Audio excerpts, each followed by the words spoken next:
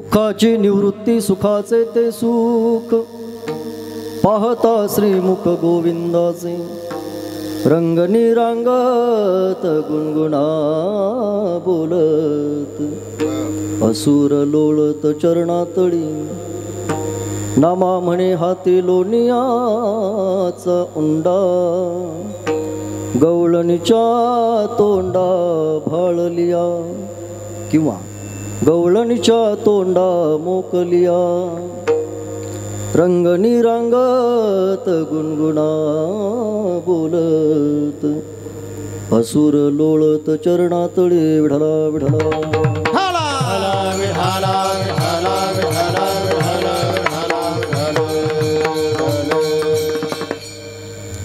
अलंकापुरी रम्य सिंहासन स्तंभदं भोजते जस्फुरदिक् प्रदेश विधेन्द्रादिदेवैः सदास्तु यमानं समाधिस्थमूर्तिं भजे ज्ञानदेवम् महायोगपीठे तटे भीमरत्यां वरं पुण्डरीकाय दातु मुनीन्द्रैः समागत्य तिष्ठन्तमानन्दकन्दं परब्रह्मलिङ्गं भजे पाण्डुरङ्गम् सोमोपन्त तथा गुणिजनतया मामा असे बोलती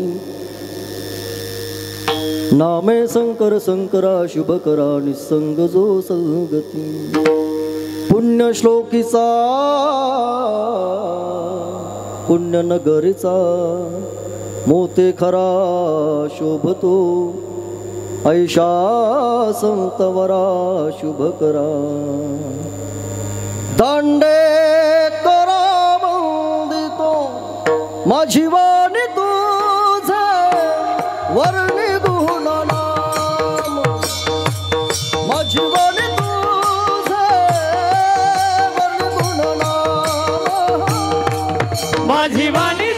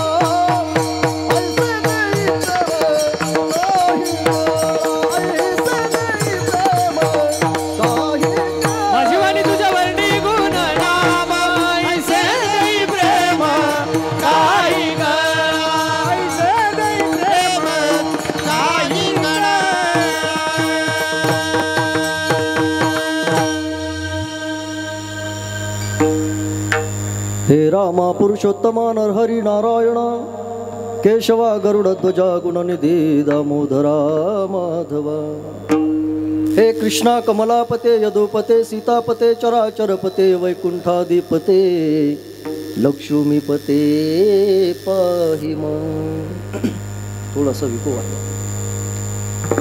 पदो देवकी देवगर्भ जननो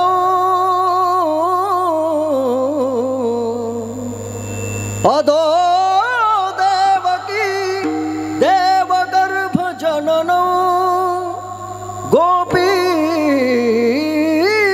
गृहे वर्धनो माया पूतन जीवतापहरणो गोवर्धनो धारणो कंसछेदनो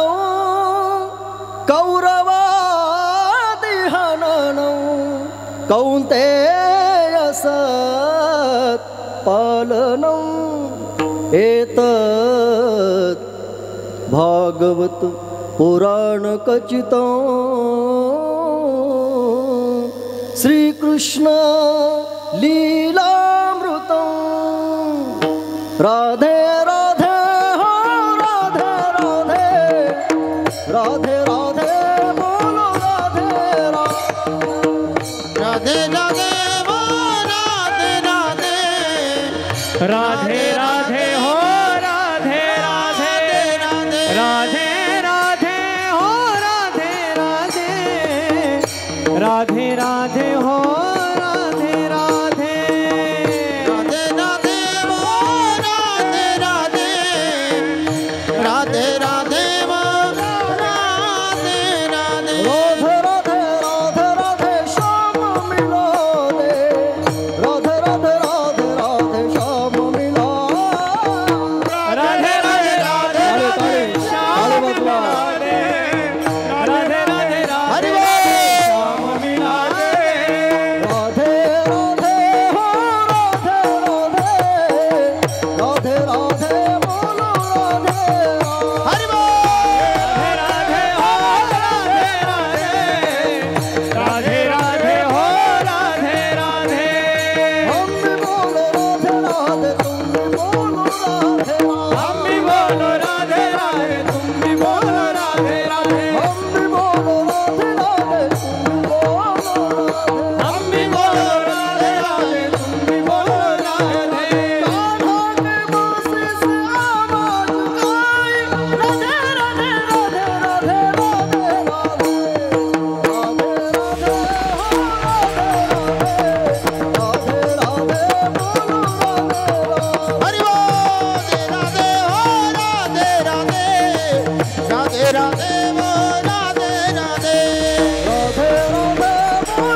राधे राधे राधे राधे वो राधे राधे राधे राधे बोलो राधे राधे राधे राधे राधे हो राधे राधे राधे राधे हो राधे राधे राधे राधे बोलो राधे राधे बोलो राधे राधे राधे राधे बोलो राधे राधे राधे राधे गोपाल कृष्ण भगवान की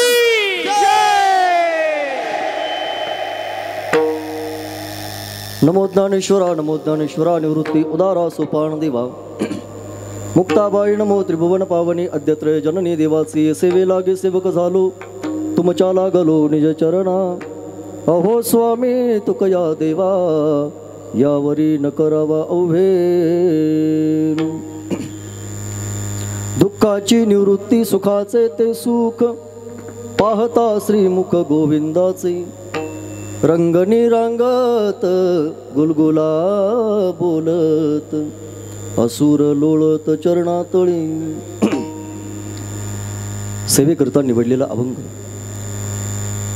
संत शिरोमणी नामदेव महाराज यांचा बहुतेकांच्या परिचयाचा गोड असा अभंग कीर्तन रूपी सेवेकरिता खरं तर मी आज तुमच्या समोर निवडला की ज्या अभंगामध्ये संत शिरोमणी नामदेव महाराज भगवंताचा जन्म झाल्यानंतर गोकुळातील गवळणीच्या जीवनामध्ये ज्या सुखाची प्राप्ती झाली त्या सुखाचा विचार जगद्गुरु संत शिरोमणी नामदेव महाराज शब्दाद्वारे तुमच्या माझ्या समोर ठेवतात. संकल्पित वेळेमध्ये अभंगाचं आपल्याला पूर्णवेळ चिंतन करायचं आहे. तत्पूर्वी गायलेल्या अभंगाची अर्थपूजा बांधत असताना ज्या निमित्तानं आपण या पवित्र प्रांगणामध्ये उपस्थित आहोत त्याबद्दलच्या माझ्या अंतःकरणातील काही प्रामाणिक भावना मला या निमित्तानं तुमच्या समोर व्यक्त कराव्या लागतील. सामाजिक भान आणि सामाजिक जाण असलेला हा वाईकर परिवार, या परिवारातील आपल्या सर्वांच्या सुपरिचित असलेल्या परंतु देहानं आज आपल्यात नसलेल्या कैलासवासी अलकाबाई रंगनाथ वाईकर तथा आमच्या अक्कासाहेब, खरं तर अक्कासाहेबांच्या 5व्या पुण्यस्मरणाच्या निमित्तानं आपण या ठिकाणी उपस्थित आहोत. अक्कांना जाऊन आज जवळजवळ 5 वर्ष पूर्ण होत आहेत. मी असं म्हणेल कुटुंबातील दादा कुठल्याही एखाद्या व्यक्तीचं जाणं हे त्या कुटुंबासाठी फार मोठं दुःखाचं कारण असतं. ती न भरून निघणारी हानी असते. गेलेली माणसं दादा या जगामध्ये परत आपल्याला कधीही पाहायला मिळत नाहीत. मी एक वाक्य असं म्हणेल, डोंगराच्या आड गेलेला सूर्य आपल्याला दुसऱ्या दिवशी पाहता येतो. आपल्या परिवारातील माणसं ज्यावेळेला कायमची आपल्याला सोडून जातात, रक्ताची माणसं ज्यावेळेला आपल्यापासून दूर जातात, काहीही केलं तरी ती माणसं आपल्याला डोळ्यानं कधीही दिसत नाहीत. आदरणीय आमचे बंधुराज सुधीरभाऊ वाईकर यांच्या जीवनातून आमच्या मनीषाताई असतील, सुवर्णाताई असतील, यांच्या जीवनातून आई नावाचं बिलवरी कोंदण कायमचं निघून गेलंय. मी एक वाक्य असं म्हणेल, या परिवारानं दादा आता काय केलं म्हणजे त्यांची आई त्यांना परत मिळेल? काहीही करा, गेलेली माणसं या जगामध्ये परत कधीही पाहायला मिळत नसतात. आहे तोपर्यंत आपल्याला रक्ताच्या माणसावर मनापासून प्रेम करायला शिकता आलं पाहिजे. आहे तोपर्यंत आपण आपल्या माणसाला मनापासून जपलं पाहिजे. गेलेली माणसं दादा या जगामध्ये परत कधीही मिळत नसतात. आई गेली म्हणजे गेली, ती परत जीवनामध्ये कधीही मिळत नाही. मला तर असं म्हणू द्या, भावाची जागा दुसरा भाऊ कदाचित घेऊ शकतो, मित्राची जागा या जगामध्ये दुसरा मित्रही घेऊ शकतो. आईची जागा घेणारं तत्व या जगामध्ये शिल्लक नाही. कौन भला दुनिया में माँ की जगह ले सका, कोई कह दे क्या होती है माँ, आखिर माँ होती है माँ. कहाँ गए ममता भरे दिन, कैसे कोई जिए माँ तेरे बिन.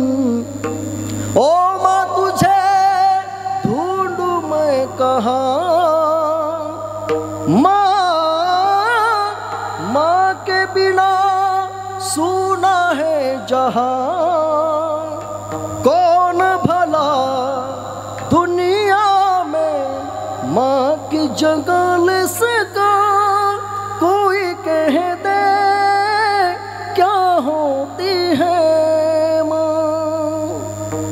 जीवनामध्ये आई परत कधीही मिळणार नाही. आहे तोपर्यंत आपण आपल्या आईवर मनापासून प्रेम करावं.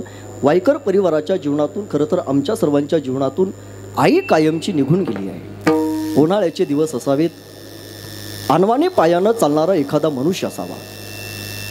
उन्हाळ्याच्या दिवसामध्ये जर एखाद्या अनवाणी पायानं चालणाऱ्या माणसाला अचानक जर वटवृक्ष दिसला तर त्या माणसाला सुख प्राप्त होतं, समाधान वाटतं आणि तो वटवृक्षाच्या झाडाखाली थोडा वेळ विसावतो.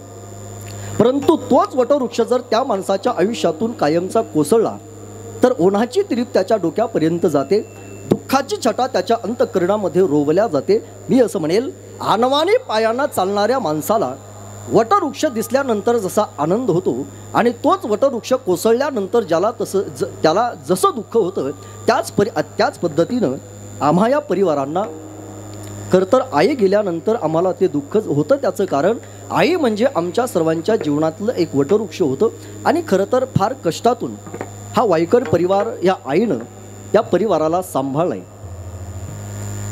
आपल्या जीवनामध्ये अनंत यातना भोगून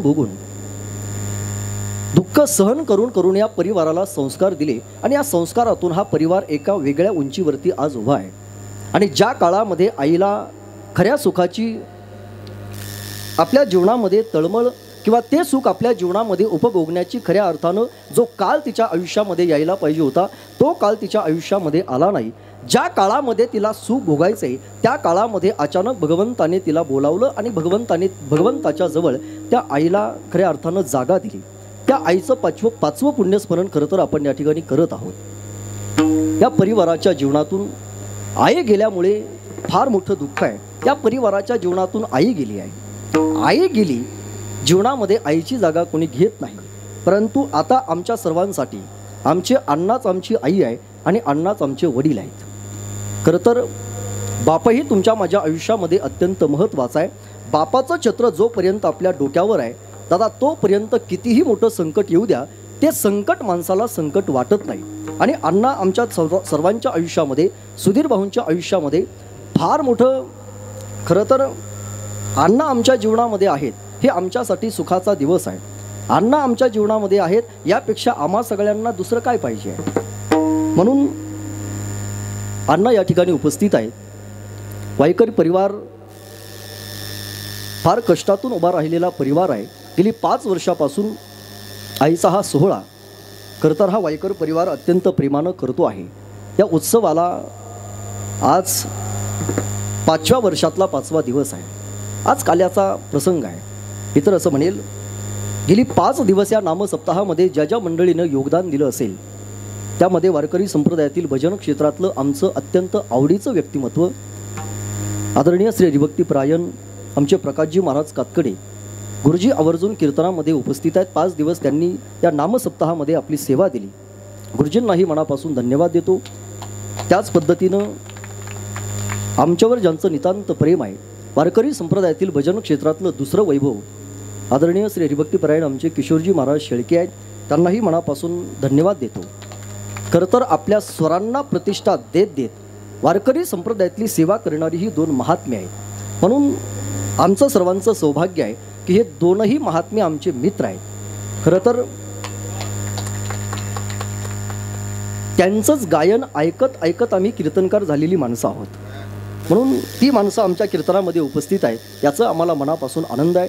आमच्याबरोबर नेहमीच आम्हाला परमार्थिक साधना करत असताना आमच्यासोबत जे आहेत आदरणीय आमचे श्रीराम भाऊजी या ठिकाणी उपस्थित आहेत, त्यांनाही मनापासून धन्यवाद देतो. उपस्थित सर्व बाल गोपाळ टाळकरी मंडळी त्यांनाही मनापासून धन्यवाद देतो. त्याच पद्धतीनं ज्यांचा मृदुंग आपण ऐकत आहात, मृदुंग क्षेत्रातले 2ही फार मोठे मृदुंग सम्राट, आपल्या बोटांच्या चपळाईने संबंध महाराष्ट्राला ज्यांनी फार कमी कालावधीमध्ये आपला परिचय घडवला आहे, आदरणीय मृदुंग सम्राट आमचे परममित्र अनिलजी महाराज टिकुळे महाराजांनाही मनापासून धन्यवाद देतो. त्याच पद्धतीनं दुसरे मृदुंग सम्राट गेली 4 वर्षापासून आपल्या या नामसप्ताहामध्ये जे मनापासून सेवा देतात आमचे परममित्र चंदू महाराज बागल, तेही आवर्जून या ठिकाणी उपस्थित आहेत. महाराजांनाही मनापासून धन्यवाद आहेत. खरं तर दोघांच्याही बोटामध्ये अशी जादू आहे, या दोघांच्याही बोटामध्ये अशी जादू आहे की यांच्या जादूला बोट ठेवायला जागाच नाही. काय म्हणालो मी? या दोघांच्याही बोटामध्ये अशी जादू आहे की यांच्या जादूला बोट ठेवायला जागाच नाही. आणि अशी माणसं बोटावर मोजण्या एवढीच असतात. म्हणून भगवंताने या 2ही मृदुंग सम्राटांना, आदरणीय आमचे राजू महाराज या ठिकाणी आवर्जून उपस्थित आहे, या सर्वांना आयुष्यामध्ये भगवंताने बोटभर सुद्धा कमी पडू देऊ नये अशी माझी प्रामाणिक इच्छा आहे. ज्यांना कळलं त्यांना धन्यवाद, ज्यांना नाही कळलं ते कीर्तन सुटल्यानंतर पोटभर जेवण करून जा म्हणजे झाले. अरे वारकरी संप्रदायाला समर्पण देणारी सगळी माणसं आहेत. ही सगळी माणसं तुम्हाला डोळ्यानं जरी सहज दिसत असली ना तरी आपापल्या साधनेला प्रतिष्ठा देणारी ही सगळी माणसं आहेत. काहींनी आपलं जीवन मृदुंग कलेसाठी समर्पित केलंय, काहींनी आपलं जीवन गायन कलेसाठी समर्पित केलंय, काहींनी आपलं जीवन कीर्तनासाठी समर्पित केलंय. आदरणीय महाराष्ट्रातील नामवंत कीर्तनकार आमचे परममित्र, संबंध महाराष्ट्रामध्ये कीर्तन क्षेत्रात ज्यांचं फार मोठं नाव आहे, आदरणीय हरिभक्तीपरायण हनुमान आबा डांबे आवर्जून कीर्तनामध्ये उपस्थित आहेत. महाराजांनाही मनापासून धन्यवाद आहेत. त्याच पद्धतीनं आत्ता ज्यांचं आगमन आपल्या या नामसप्ताहामध्ये होतं आहे, कीर्तन क्षेत्रातलं वारकरी संप्रदायातलं दुसरं आमचं वैभव आदरणीय श्री हरिभक्तीपरायण कीर्तन केसरी आमचे सचिनजी महाराज ढोले आबा आवर्जून कीर्तनामध्ये उपस्थित आहेत. महाराजांनाही मनापासून धन्यवाद आहेत. या सर्वांकरता एकदा जोरदार टाळी वाजवा. त्यांच्याबरोबर आलेले आदरणीय श्री हरिभक्तीपरायण आमचे विकासदादा आहेत, त्यांनाही मनापासून धन्यवाद देतो. त्याच पद्धतीनं कीर्तन क्षेत्रातलं महिला कीर्तन क्षेत्रातलं एक मोठं वैभव आमच्या भगिनी आदरणीय श्री हरिभक्तीपरायण सोनाली ताई फडके, त्याही आवर्जून कीर्तनामध्ये उपस्थित आहेत. त्यांनाही मनापासून धन्यवाद देतो. त्याच पद्धतीनं आशिया खंडातील सर्वात मोठा जिल्हा जो आपला नगर जिल्हा आहे, या नगर जिल्ह्याचे सहकारी बँकेच्या संचालिका सौ अनुराधा वहिनी नागवडे ताई आवर्जून या ठिकाणी कीर्तनामध्ये उपस्थित आहेत. नेहमीच वायकर परिवाराच्या सुखदुःखामध्ये सहभागी असणाऱ्या ताई, त्यांनाही मनापासून धन्यवाद देतो.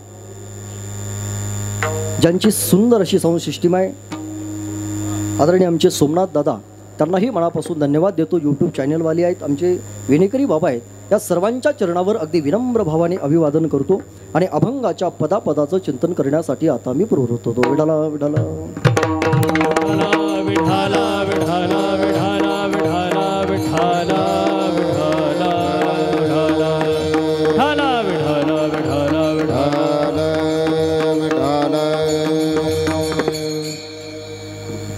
चार दिवस चाललेल्या या नामसप्ताहाचा आजचा शेवटचा दिवस आहे. वारकरी संप्रदायाचा विचार करत असताना मी असं म्हणेल, वारकरी संप्रदायामध्ये दादा उत्सव कुठलाही असू द्या, त्या उत्सवाची सांगता ही काल्याच्या कीर्तनानं करावी लागते, असा वारकरी संप्रदायातला दंडक आहे. जसं गाव आल्यानंतर प्रवास संपतो, ढेकर दिल्यानंतर जसं जीवन संपतं, यज्ञामध्ये पूर्णावती झाल्यानंतर जसा यज्ञ संपतो, तसं काल्याचं कीर्तन झालं म्हणजे सप्ताहाची सांगता होते. समाप्ती नाही बरं. माझं चिंतन थोडंसं अवधानपूर्वक ऐका. बऱ्याचदा आपण पारमार्थिक साधना करत असताना सहज बोलत असतो, आमच्या पारायणाची समाप्ती झाली, आमच्या नामसप्ताहाची समाप्ती झाली. तर आता पारायणाची आणि नामसप्ताहाची कधीही समाप्ती होत नसते. समाप्ती झाली तर ती फक्त तुमची नामचीच होते. म्हणून पारायणाची कधी समाप्ती होत नाही. काही परमार्थातले जाणकार माणसं मला प्रश्न विचारतील, महाराज परमार्थाची जर कुठे समाप्ती होत नसेल, परमार्थाचा जर कधी शेवट होणार नसेल, तर आम्ही आमच्या प्रपंचातला अमूल्य वेळ खर्च करून परमार्थ तरी का करावा? परमार्थाचा शेवट होणार नाही ना, मग तो का करावा? याचं उत्तर सांगत असताना एक वाक्य मी तुम्हाला असं देईल. समाप्ती या शब्दाचा अर्थ जर आपण जाणून घेण्याचा प्रयत्न केला तर समाप्ती शब्दाचा अर्थ होतो सम्यक अधिक आप्ती बरोबर समाप्ती. सम्यक म्हणजे ज्ञान आणि आप्ती म्हणजे प्राप्त. तो जोपर्यंत जीवाला परोक्ष आणि अपरोक्ष ज्ञानाची प्राप्ती होणार नाही, दादा तोपर्यंत आपण सांगता म्हणून काल्याचं कीर्तन करावं, समाप्ती म्हणून नाही. काला काला काला म्हणजे तरी काय? अनेक पदार्थ ज्या ठिकाणी दादा एकवटले जातात त्याला काला असं म्हणतात. अनेक विचाराची माणसं ज्या वेळेला एका मंडपाच्या छत्राखाली येतात दादा त्याला काला असं म्हणतात. अनेक पदार्थ एकत्रित आल्याला जर आपण काला म्हणत असाल तर मी असं म्हणेल वारकरी संप्रदायामध्ये तो काला केला जातो. त्याही पुढचं एक वाक्य माझं ऐकून घरी घेऊन जा. मी असं म्हणेल वारकरी संप्रदायामध्ये काला होतो हे वाक्य बोलण्यापेक्षाही वारकरी संप्रदाय हाच एक प्रकारचा काला आहे असं म्हटलं तर वावगं ठरणार नाही. वारकरी संप्रदायाला मी काला म्हटलं त्याचं कारण काय आहे? आपण जर कधी आळंदीला गेला असाल, आळंदीला विश्वमाऊली ज्ञानोबरायांकडे कधीतरी पहा. विश्वमाऊली ज्ञानोबराय हे काश्मीरी शैवागमाची अनुयायी आहेत. माऊली कोण आहेत? काश्मीरी शैवागमाची अनुयायी म्हणजे माऊली आहेत. नामदेव राहे केशी राजाचे उपासक आहेत. नामा म्हणे केशव राजा, केला नेम चालवी माझा. नामदेव राय हे केशी राजाचे उपासक आहेत. जगद्गुरु तुकाराम महाराज हे चैतन्य संप्रदायाचे आहेत. नाथ बाबा हे दत्त संप्रदायाचे आहेत. हे सगळे संत वेगवेगळ्या संप्रदायाची असून सुद्धा या सगळ्या संतांनी आपापल्या संप्रदायाचा अभिनिवेश बाजूला ठेवला आणि काला करण्याकरता चंद्रभागेच्या वळवंटामध्ये सगळे संत एकत्रित आले आणि सगळ्या संतांनी काला केला. ज्ञानोबा माऊली तुकाराम, माऊली तुकाराम, ज्ञानोबा ज्ञानोबा माऊली, ज्ञानोबा माऊली तुकाराम, ज्ञानोबा ताळी, ताळी, माऊली ताळी. तुकाराम. एक ताळी.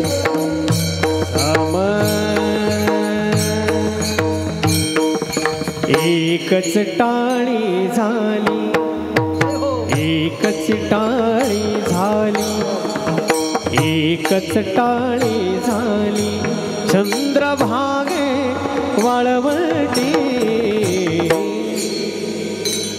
माझा दान राजा गोपाळासी लाया वाटे, माझा दान राजा गोपाळासी लाया वाटे.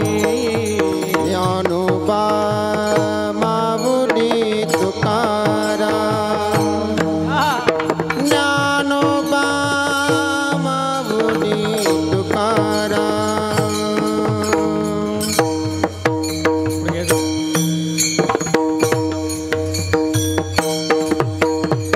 अभंग बोलता रंग कीर्तनी भरला, अभंग बोलता रंग कीर्तनी भरला. अभंग बोलता रंग कीर्तनी भरला, अभंग बोलता रंग कीर्तनी भरला.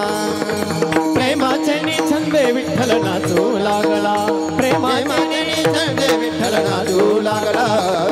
नामयाची जणी लोळे संताचे पाय, नामयाची जणी लोळे संताचे पाय. अखंड देई विठाई कीर्तनी प्रेम रस अखंड देई विठाई एक चटाळी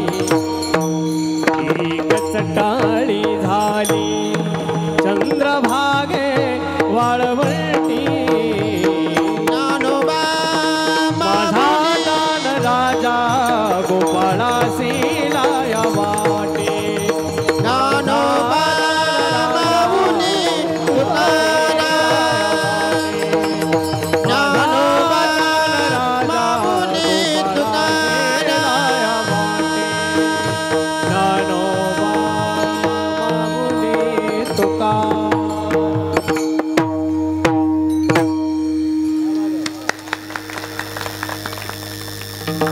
एकदा जोरदार रळे वाजवा, जोरदार.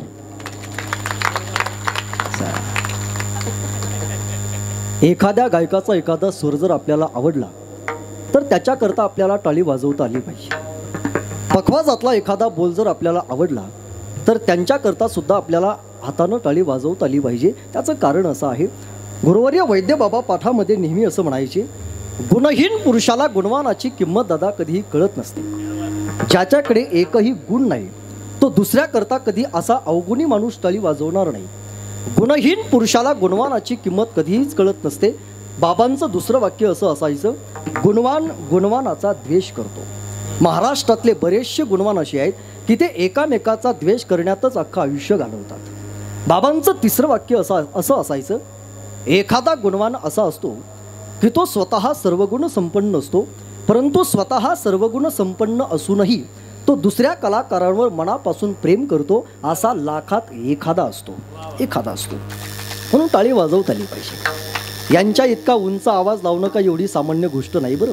हे ऐकायला फार बरं वाटतं, परंतु कीर्तन सुटल्यानंतर घरी जाताना प्रकाश महाराजांच्या इतका उंच आवाज जर तुम्ही लावण्याचा प्रयत्न केला, आमच्या किशोर महाराजांच्या इतका उंच आवाज जर तुम्ही लावण्याचा प्रयत्न केला तर आत्मा बाहेर पडेल, आवाज नाही निघणार.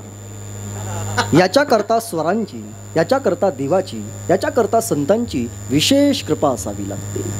ज्ञानोबा माऊली तुकाराम एकची टाळी झाली चंद्रभागे वाळवंटी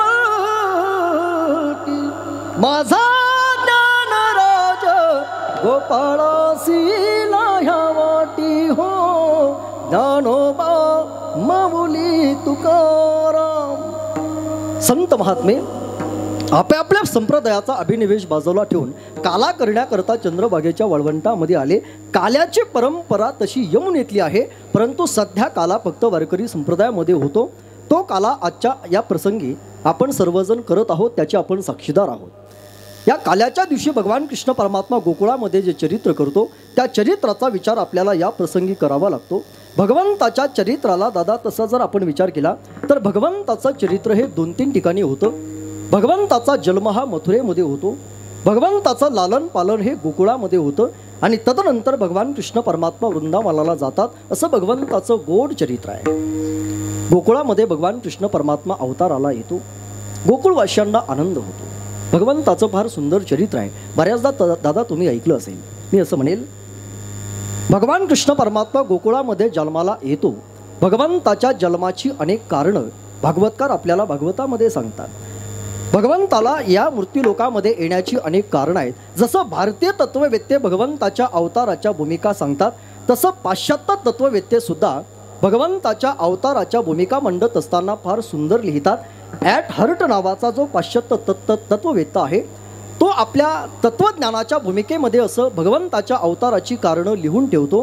God becomes man so that man can becomes God. तो काय म्हणतो? God becomes man so that man can becomes God. हे लई गॉड आहे, परंतु मराठीत सांगतो आता. गॉड बिकम्स मॅन या शब्दाचा अर्थ होतो देव कधी कधी माणूस होतो. का? देवाला माणूस व्हायची काय गरज आहे? कृष्ण अवतार हा मनुष्य रूपातला अवतार आहे, राम अवतार हा मनुष्य रूपातला अवतार आहे. देवाला मनुष्य रूप धारण करायची काय गरज आहे? गॉड बिकम्स मॅन, त्याचं कारण काय? त्याचं कारण तो तत्ववेत्ता देतो. So that man can becomes God. देव कधी कधी माणूस होतो, त्याचं कारण चांगलं कर्म करून कधीतरी देव बनावं याच्याकरता. भगवंताच्या अवतार काय फक्त मारामारा करायला झाले तसं नाही बरं. कृष्ण फक्त कंसाला मारण्याकरता आला होता, डोक्यातून काढून टाका. राम फक्त रावणाला मारायला आले होते, हे डोक्यातून काढून टाका. मला असं वाटतं कंस तर तसाही मेला असता. ज्याचा जन्म आहे त्याला एक ना एक दिवस मरावं लागतं. रावण तर तसाही मेला असता. गावातील एखादा रामभाऊ आणि श्यामभाऊ रात्री जर त्यांना अटॅक आला तर ती माणसं सकाळी जाऊ शकतात. मग अटॅक आल्यानंतर जर एखादा माणूस जाऊ शकतो, तर कंसाला आणि रावणाला मारण्याकरता भगवंताला अवतार घ्यायची काय गरज आहे. भगवंताने एक अटॅक जर मथुरेत पाठवला असता आणि एक अटॅक जर तिकडे लंकेत पाठवला असता, तर अटॅक पाठवल्यानंतर अटॅक करायची गरजच पडली नसती. मला असं वाटतं फक्त मारा करायला भगवंताचे अवतार नाहीत. अरे कंस तर तसाही मेला असता हो, परंतु गोकुळातील गवळणीला भक्ती सुखाचा आनंद कुणी दिला असता. कंस तर तसाही मेला असता हो, रावण तर तसाही मेला असता. शबरींच्या बोराला गौरव कुणी प्राप्त करून दिला असता. भगवंताचे अवतार या मृत्यू लोकामध्ये होतात माणसाला देव बनवण्यासाठी. मग मी असं म्हणेल, भगवंताचे अवतार जर आपल्याला देव बनवण्यासाठी असतील, तर या मृत्यू लोकामध्ये आल्यानंतर चांगलं कर्म करून आपल्याला नाही जर देव बनता आलं, तर कमीत कमी माणसाला माणूस तरी बनता आलं पाहिजे ना. माणूस कुणाला म्हणावं, किसे के काम जो आए उसे इंसान कहते है, पराया दर्द अपनाए उसे इंसान कहते है. ज्याला दुसऱ्याचं दुःख स्वतःचं दुःख वाटतं दादा, त्याला स्वतःला माणूस म्हणून घेण्याचा अधिकार आहे. ज्याला दुसऱ्याचा आनंद स्वतःचा आनंद वाटतो त्याला स्वतःला माणूस म्हणून घेण्याचा अधिकार आहे. अरे ज्याला दुसऱ्याच्या गाड्या सहन होत नाही त्याला काय माणूस म्हणावं. काही माणसं आम्हाला म्हणतात, महाराज तुम्हाला एवढ्या लांब लचक गाड्यांची काय गरज आहे. मी म्हटलं, आमच्या गाड्या लांब लचक झाल्या, तुला लचक बसण्याचं काय कारण आहे. परवा दिवशी आम्ही ज्यावेळेला शेवगाववरून आपल्या नगरला येत होतो, एक मोटरसायकलवाला आमच्या गाडीला असा आडवा येत होता. आमच्या गाडीला आडवा आला की मी गाडीचा स्पीड थोडासा कमी करायचो. आमच्या गाडीचा स्पीड कमी झाला की त्याला आनंद व्हायचा. आम्ही गाडी पुढं काढली की तो पुन्हा आमच्या गाडीच्या पुढे यायचा, आमच्या गाडीच्या समोर ब्रेक दाबायचा. आमची गाडी थांबली की त्याला समाधान वाटायचं. मी पुढे गाडी काढली आणि त्याच्याकडे थोडंसं वळून पाहिलं. त्याच्या मनातला भाव असा होता, तो मला म्हणत होता, थांबवलं का नाही तुझा स्पीड. तो मला काय म्हणाला, कमी केला का नाही तुमचा स्पीड.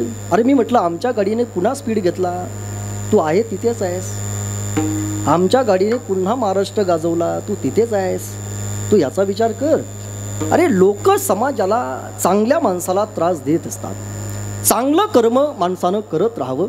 माणसानं एवढं पवित्र आणि गोड जगून माणसाला कमीत कमी माणूस तरी होता आलं पाहिजे. भगवंताचे अवतार हे आम्हाला मनुष्य अर्थात माणूस बनवण्याकरता आहेत. भगवान कृष्ण परमात्मा गोकुळामध्ये जन्माला येतो, त्याचे अनेक कारण आहेत. भक्तांना भक्ती सुखाचा आनंद देण्याकरता देव या मृत्यू लोकामध्ये येतात. गायीवर ज्यावेळेला संकट येतं त्यावेळेला देव या मृत्यू लोकामध्ये जन्माला येतात. धर्मावर संकट आल्यानंतर धर्माचं रक्षण करण्याकरता सुद्धा देव या मृत्यू लोकामध्ये अवतीर्ण होतात. करणे पाखंड खंडन, करणे पाखंड खंडन, करणे पाखंड खंडन, करणे पाखंड खंडन.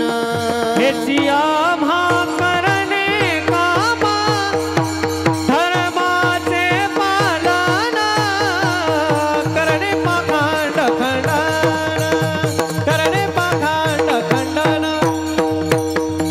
धर्माचे पालन, करणे पाखंड खंडन, करणे पाखंड खंडन. धर्मरक्षण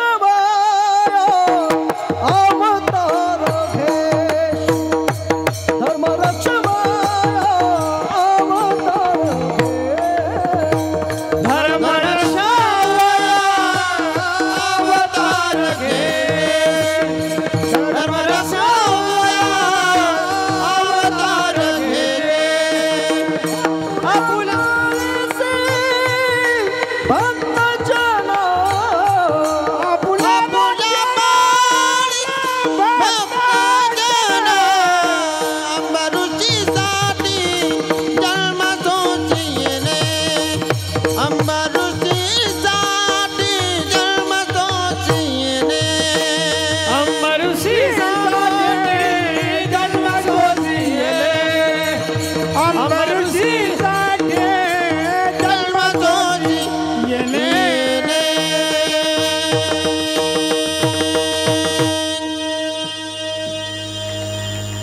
आज आपल्या या नामसप्ताहाचं सौभाग्य, ज्यांच्या आशीर्वादानं हा नामसप्ताह चालू आहे, आपल्या सर्वांचं श्रद्धास्थान आदरणीय श्री विभक्तपरायण महंत शंकर भारतीजी महाराज बाबा आवर्जून कीर्तनामध्ये उपस्थित आहे. खरं तर संतांच्या पायाला लागलेली माती जर आपण आपल्या कपाळाला लावली तर आपलं जीवन धन्य होतं. लक्ष देऊन कीर्तन ऐका. संतांच्या पायाला लागलेली माती जर आपण आपल्या कपाळाला लावली तर दादा आपलं जीवन धन्य होतं. आपला हा नामसप्ताह आज धन्य झाला. बाबा कीर्तनामध्ये आले आहेत. एकदा कॉलेजमध्ये व्याख्यान देत असताना मी असंच म्हणालो की संतांच्या पायाला लागलेली माती जर आपण आपल्या कपाळाला लावली तर आपलं जीवन धन्य होतं.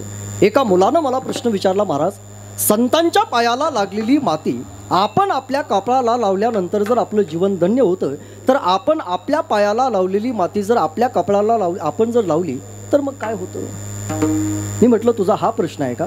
संतांच्या पायाला लागलेली माती जर आपण आपल्या कपाळाला लावली तर आपलं जीवन धन्य होतं. आपल्या पायाची माती जर आपण आपल्या कपाळाला लावली तर काय होतं? हा जर तुझा प्रश्न असेल तर मी त्याला उत्तर दिलं, संतांच्या पायाला लागलेली माती जर आपण आपल्या कपाळाला लावली आपल्या जीवनाचं सोनं होतं. पर आपली माती जर आपण आपल्या कपाळाला लावली तर आपल्या जीवनाची माती होते, दुसरं काही होत नाही. काही होत नाही. त्याचं कारण आपले पाय एवढे पवित्र आहेत का? अरे पायाची सार्थकता त्या वेळेला आहे ज्या वेळेला आपले पाय चालत चालत कीर्तनात येतात.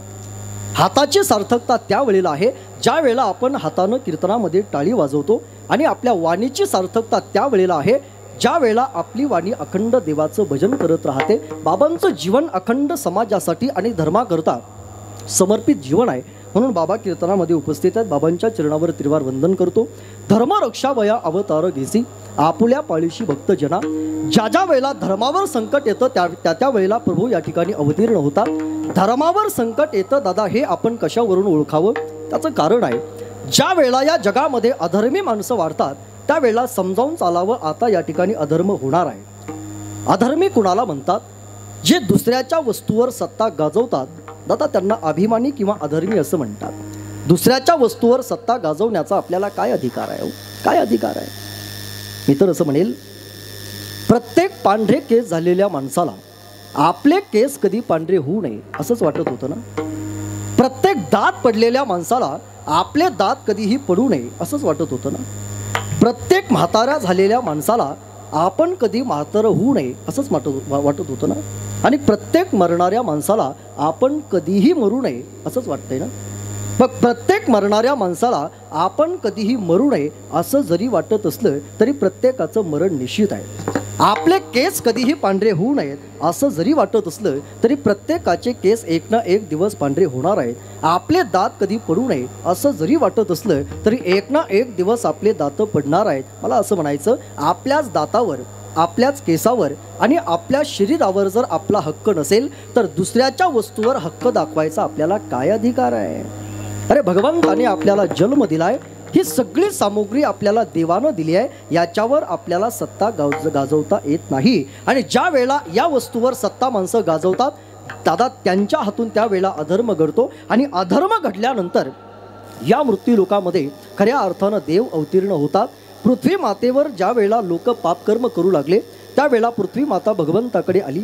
आणि ज्या वेळेला ब्रह्मदेवाला सांगितलं की आमच्या या मृत्यूलोकामध्ये माणसं पापही करतात ते पृथ्वीवरच करतात, पुण्यही करतात ते पृथ्वीवरच करतात, परंतु पुण्यापेक्षा पाप जास्त झाल्यामुळे आता आम्हाला तो भार सहन होत नाही. त्यावेळेला ब्रह्मदेवानं पृथ्वी मातेला सांगितलं तुला घाबरण्याचं काम नाही. वसुदेव आणि देवकीच्या घरी भगवान कृष्ण परमात्मा अर्थात येणार आहे आणि तुला भक्ती सुखाचा आनंद देण्याचा प्रयत्न करणार आहे. भगवान कृष्ण परमात्मा वसुदेव आणि देवकीच्या घरी येणार आहेत. भागवतातला फार सुंदर प्रसंग आहे. उग्रसेन नावाचा राजा आपल्या जीवनामध्ये तपश्चर्या करतो आणि तपश्चर्या करत असताना त्याच्या जीवनामध्ये सगळी सुख प्राप्त होतात, परंतु त्याच्या जीवनातलं एक दुःख आहे, त्याला त्याच्या जीवनामध्ये पुत्राची अजून प्राप्ती नाही. म्हणून आपल्या जीवनामध्ये पुत्राची प्राप्ती व्हावी याच्याकरता तो पुत्र कामेष्टी यज्ञ करतो. त्या यज्ञाच्या प्रभावानं त्याची पत्नी गर्भवती होते. एक दिवस त्याची पत्नी अशीच वनामध्ये फिरत असताना द्रुमिल नावाच्या राक्षसाची सावली तिच्या उदरावरती पडते आणि तिच्या उदरावरती त्या राक्षसाची सावली पडल्यामुळे तिच्या उदरातून जे बालक जन्माला येतं तेच दुष्ट कंस म्हणून पुढे ओळखल्या जातं. त्याचं कारण असं आहे, ज्या वेळेला आपली पत्नी गर्भवती असते असं म्हणतात, ज्या स्त्रीच्या जीवनामध्ये ती गर्भवती आहे तिनं तिच्या जीवनामध्ये चांगल्या गोष्टी पाहाव्यात, चांगल्या गोष्टी खाव्यात, चांगल्या गोष्टी आपल्या जीवनामध्ये ऐकाव्यात. गर्भवती स्त्रीने आपल्या जीवनामध्ये ज्ञानेश्वरी वाचावी, गर्भवती स्त्रीने आपल्या जीवनामध्ये कीर्तन ऐकावं, गर्भवती स्त्रीने चालत चालत आपल्या जीवनामध्ये अर्थात कीर्तनामध्ये यावं, गर्भवती स्त्रीने आपल्या जीवनामध्ये अखंड ज्ञानेश्वरी गाथ्याचं पारायण करावं, गर्भवती स्त्रीने चांगल्या गोष्टी पाहाव्यात. टी व्हीवरती पाहायचं असेल तर गर्भवती स्त्रीने कीर्तनच पाहिलं पाहिजे. गर्भवती स्त्री जर टी व्हीवरती शोले पाहत असेल तर पोटाला गब्बर सिंग आल्याशिवाय राहत नाही. म्हणून त्या द्रुमिल नावाच्या राक्षसाची सावली ज्या वेळेला गर्भवती स्त्रीवर पडली, दृष्ट कंस म्हणून अर्थात तो जन्माला त्या बालक आलं आणि कंस ज्या वेळेला जन्माला आलं त्यावेळेला त्या ब्राह्मणानं उग्रसेन नावाच्या राजाला सांगितलं की तुमच्या घरी जन्माला आलेला बालक एक दिवस तुमच्या कुळाचा विनाश केल्याशिवाय राहणार नाही. हे शब्द ज्या वेळेला उग्रसेनाच्या कानावर पडले, उग्रसेनाला राग आला. त्यानं ते बालक यमुना नदीमध्ये सोडून दिलं. यमुना नदीमध्ये सोडून दिल्यानंतर एका ठिकाणी सूरसेनजी अर्थात नदीमध्ये स्नान करत असताना ज्या वेळा ते बालक वाहत वाहत त्या सूरसेनाच्या जवळ आलं, सूरसेनानं ते बालक घेतलं आणि सूरसेनजी घरी आले. आपल्या पत्नीला सांगू लागले, आता आपल्या जीवनामध्ये वसुदेव नावाचा एकच बालक नाही, आपल्याला भगवंताने हा दुसरा बालक दिलाय. सूरसेनाच्या घरी कंस हळूहळू लहानाचा मोठा होतो. एक दिवस नारदजी कंसाला सांगतात, कंसा अरे तू जरी सूरसेनाच्या घरी लहानाचा मोठा झाला असेल तरी तू सूरसेनाचा पुत्र नाही, तू तर उग्रसेनाचा पुत्र आहेस. सर्व प्रसंग सांगितला गेला. ब्राह्मणानं तुझं भविष्य सांगितल्यानंतर तुझ्या वडिलांनं तुला यमुना नदीमध्ये सोडून दिलं. कंसाला राग आला. ब्राह्मणानं आपल्या वडिलांपासून दूर केलं. हे शब्द ज्या वेळेला कंसाच्या कानावर पडले, कंसाला राग आला आणि त्या मथुरेमध्ये जे ब्राह्मण आपल्या जीवनामध्ये यज्ञ करत होते त्या कंसानं त्या यज्ञाचा विध्वंस केला. यज्ञाचा विध्वंस केल्यानंतर अर्थात कंसाच्या वडिलांनं त्याला थांबवण्याचा प्रयत्न केला, परंतु कंसानं अर्थात वडिलांचं सुद्धा ऐकलं नाही. वडिलांना कारागृहामध्ये बंदिस्त केलं. कारागृहामध्ये बंदिस्त केल्यानंतर अर्थात देवक नावाचे राजे त्याच्या जवळ आले. कंसाला सांगितलं, अरे तू तुझ्या वडिलांना कारागृहामध्ये बंदिस्त केलंय. त्यावेळेला कंसानं सांगितलं, याच वडिलांनं मला यमुना नदीमध्ये सोडून दिलं होतं, मी आता यांना शिक्षा केल्याशिवाय राहणार नाही. म्हणून देवक नावाचे राजे ज्यावेळेला कंसाला समजवण्याचा प्रयत्न करतात, कंस त्यांचं सुद्धा ऐकत नाही. देवक नावाच्या राजाला सुद्धा कारागृहामध्ये बंदिस्त केलं जातं.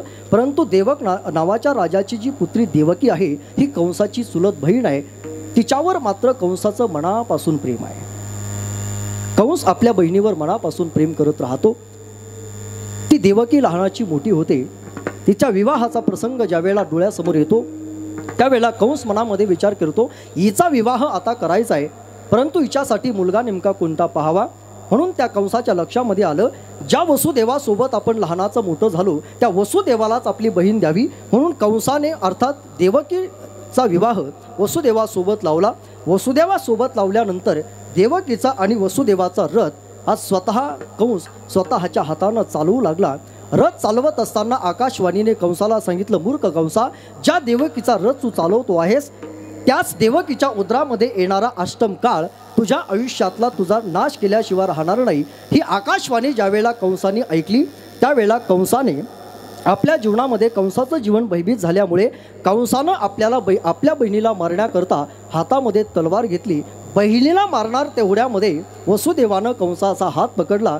कंसाला सांगितलं, हिच्या उदरामध्ये येणारा अर्थात 8वा मुलगा जर तुमचा काळ असेल तर हिला मारण्याचं काय काम आहे. हिच्या उदरामध्ये जन्माला येणारा प्रत्येक मुलगा मी तुमच्या स्वाधीन करेल. हे शब्द ऐकल्यानंतर कंसाने वसुदेव आणि देवकीला कारागृहामध्ये बंदिस्त केलं.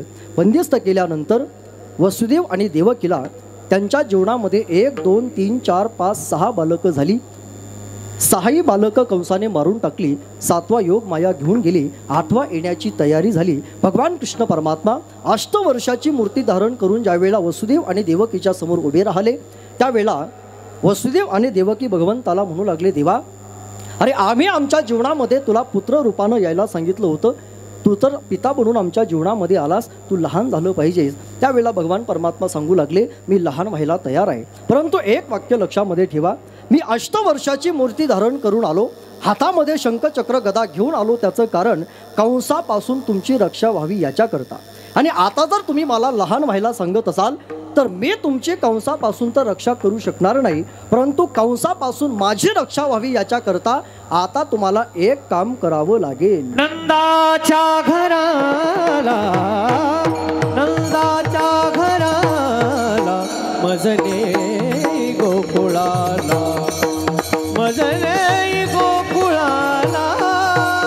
हे नंदाच्या घराला, नंदाच्या घराला मदने गोकुळाला, मदने गोकुळाला. माया उपजली तेथे हेवी मज आणि येते, माया उपजली तेथे हे विमज आन येते. नंदाच्या घराला, नंदाच्या घराला मजले गोकुळाला, मजले गोकुळाला. हे नंदाच्या घराला, नंदाच्या घराला मदने गोकुळाला, मदने गोकुळाला.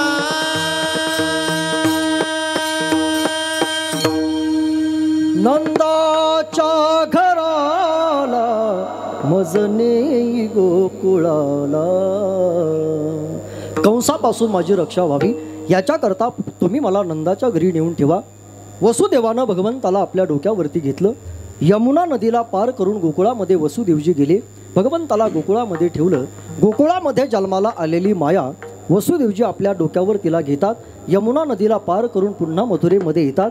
एक वाक्य लक्षामध्ये ठेवा, जोपर्यंत मथुरेमध्ये देव होता तोपर्यंत मथुरा ही अत्यंत शांत होती, परंतु ज्या वेळा मथुरेमध्ये योग माया आली त्यावेळेला योग माया मात्र आकांत करू लागली. रडे माया करी आकांत, रडे माया करी आकांत, नामा म्हणे उठिले दूत, रडे माया करी आकांत. योग माया आकांत करू लागली. द्वारपाल जागे झाले. कंसाला सांगितलं, तुमचा 8वा काल तुम्हाला मारण्याकरता जन्माला आलाय, त्याला मारण्याच्या अपेक्षेने कंस कारागृहामध्ये येतो. अर्थात योग मायेला मारणार तेवढ्यामध्ये योग माया निघून जाते. आकाशवाणीने कंसाला सांगितलं जातं, मूर्ख कंसा, ज्या तुझ्या 8व्या काळाला मारण्याकरता तू कारागृहामध्ये आलायस ना, तो तुझा 8वा काळ गोकुळामध्ये केव्हाचा जन्माला आलाय. आणि हे शब्द ऐकल्यानंतर मात्र कंसाचं जीवन भयभीत होऊ लागलं. कृष्ण गोकुळी जन्मला, दृष्टा चळकाप सुटला. कंसाचं जीवन भयभीत झालं. गोकुळामध्ये भगवान कृष्ण परमात्मा जन्माला आले. भगवंताला मारण्याकरता कंसाने सगळ्यात अगोदर पूतना मावशीला पाठवलं. भगवंताचा जन्म हा अष्टमीला झाला आणि पूतना मावशी भगवंताला मारण्याकरता आली चतुर्दशीला, फक्त 7व्या दिवशी. भगवंताने त्या पूतनेचा सुद्धा वध केला. मला असं वाटतं, गोकुळामध्ये ज्यावेळेला भगवान कृष्ण परमात्मा आले, भगवंताचा जन्म उत्सव गोकुळामध्ये अनेक दिवसापर्यंत साजरा केला गेला. गोकुळातील सगळ्या गवळणी भगवंताचं दर्शन करण्याकरता, भगवंताचं रूप पाहण्याकरता आपापल्या मर्यादेप्रमाणे त्या गोकुळामध्ये एकत्र व्हायच्या, भगवंताचं रूप पाहायच्या.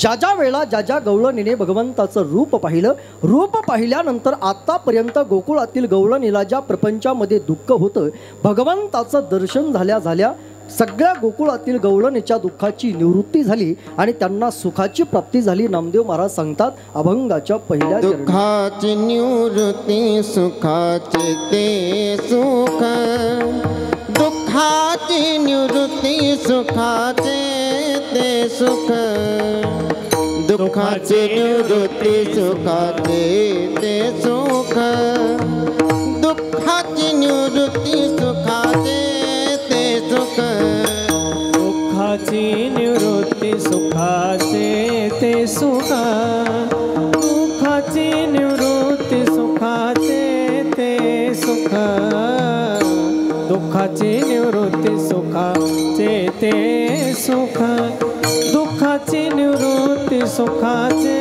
ते सुख दुःखाची निवृत्ती सुखाचे ते सुख दुःखाची निवृत्ती सुखाचे ते सुख दुःखाची निवृत्ती सुखाचे ते सुख दुःखाची निवृत्ती सुखाचे ते सुख दुःखाची निवृत्ती सुखाचे ते सुख दुःखाची निवृत्ती सुखाचे ते सुख दुःखाची निवृत्ती सुखाचे ते सुख दुःखाची निवृत्ती सुखाचे ते सुख पाहता श्रीमुख गोविंदाचे पाहता श्रीमुख गोविंदाचे पाहता श्रीमुख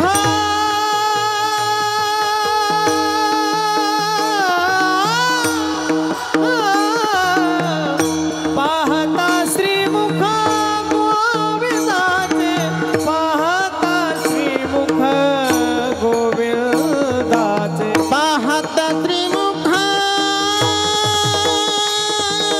गोविंदाचे पाहता श्रीमुख गोविंदाचे रंग निरंगत गुलगुला बोलत रंग निरंगत गुलगुला बोलत हाय रंग निरंगत गुलगुला बोलत रंग निरंगत गुलगुला बोलत रंग निरंगत गुलगुला बोलत रंग निरंगत गुलगुला बोलत रंग निरंगत गुलगुला बोलत रंग निरंगत गुलगुला बोलत गुलगुला बोलत गुलगुल गुलगुला बोलत